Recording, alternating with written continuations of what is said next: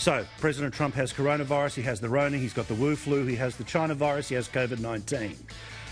Now, when he got it, that seems to be up for debate. That shouldn't be up for debate. There should be a lot more transparency about a timeline here, but the timeline is what is going to obsess much of the media in the next little while. I think we can all agree this particular image of the President being flown from the White House to hospital, which was a 20-minute drive or just a less than 5-minute trip, was pretty staggering to see. Now, whether he was particularly crook on the night that we found out that he had coronavirus or not, again, some reporting suggests that he was very sick, that there was oxygen being applied, and then there are others who say, no, he was okay, this is out of an abundance of caution. All we do know right now is where the President is in hospital. He will be there for about 10 days. He's waking up after his second night in hospital, and he released a video which was a much longer video than the less than 1 minute one that he recorded just before he got on this helicopter. Here's part of that video, which has now been viewed 25 million times via his Twitter account. We're going to beat this coronavirus, or whatever you want to call it, and we're going to beat it soundly. I'm starting to feel good. You don't know over the next period of a few days. I guess that's the real test, so we'll be seeing what happens over those next couple of days. I'm doing well. I want to thank everybody. He's got plenty of supporters out the front of that hospital, and we'll go live out the front of the hospital a little later in this program to our reporter, Annalise Nielsen. But there are those who seem to think that this was a perfect moment, the final moment of his presidency and potentially the final moment of his life. And think about how screwed up politics is in the United States, that even when there is a president that they don't like, they wish him to die.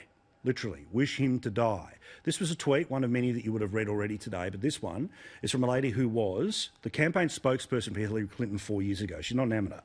It's been against my moral identity to tweet this for the past 4 years, but I hope he dies. Here's some of the other crap that's been all over the American media of people cheering on the fact that their president is in hospital. You know, hey, the elephant in the room, President Trump's in the hospital from COVID, and I just want to say my heart goes out to COVID. So, you know, I want Trump to get better because I want to beat him on November 3rd. This morning, the president is learning in the worst possible way. You can't argue your way out of this pandemic. Because I look at this as a drunk driver who injured himself in a wreck and killed the oncoming sober driver.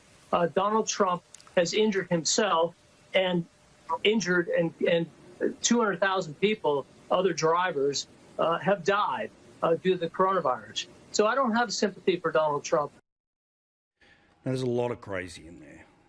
But one thing is that I believe this is the Access Hollywood moment of the 2020 election. There were those who believed that when that tape came out in the 2016 campaign, that's it, bang, he's gone, it's over. We have now seen into the dark soul of Donald Trump. Of course, he went on to win. This is a little bit like the Bob Hawke death at the end of the 2019 federal election, when people thought, oh, well, that's it, guaranteed, it means this, it means that. All it means right now is that the president has been sick. How sick? We don't know. I'm not going to pretend. We're thousands of kilometres away. But the photos that we're seeing is that he is working. The videos that we are seeing is that he's not struggling physically at this moment. Whether he did at any point over the past few days, we hopefully will learn sooner rather than later. But while Joe Biden may well have pulled the negative ads, his supporters have not pulled their automatic reactions. And those have been seen by tens of millions of Americans. Now, whether those tens of millions of Americans were hardcore Trumpers who were never going to move at all, or whether they are the suburban voters and the older voters who simply think it is unkind to kick a man when he is down, that is going to have an effect. Now, the best case for the president is that he can get out of this thing within the best part of 10 to 14 days. If he can, well then, he will resume with 2 weeks to go till the next election. There will be debates. There was a vice presidential debate coming up this week, and then next week is when there is going to be a debate with Joe Biden. Whether that happens virtually or not, I don't know. But most likely it could happen socially, even greater socially distanced, and even virtually, because it's a town hall. It's most likely not going to be the slugfest or the shit fight, as CNN officially referred to it, that the first debate was. But there's also a couple of mechanical things that I want to tell you about a bit later in the show that show how Trump was going as a candidate before he went into hospital. That means he's got one hell of a machine to inherit when he comes out of hospital. For those of you who pray for the death of a person you dislike, well, you don't get the moral high ground. You are grubs. You are lowlifes. If you're people who think this bloke walks on water and therefore it doesn't matter, well, you too might be a little off the pace. Who knows? But all I know is that rather than thinking Bob Hawke's death automatically means Prime Minister Bill Shorten, or grabbing women on the automatically means Hillary becomes president, think twice. Because in both occasions, the result was very different. Who knows whether it's going to be third time a charm or whether it's going to be third time unlucky when it comes to a particular event getting the result that the left so desperately want. We'll get to that in greater detail in a moment or two's time.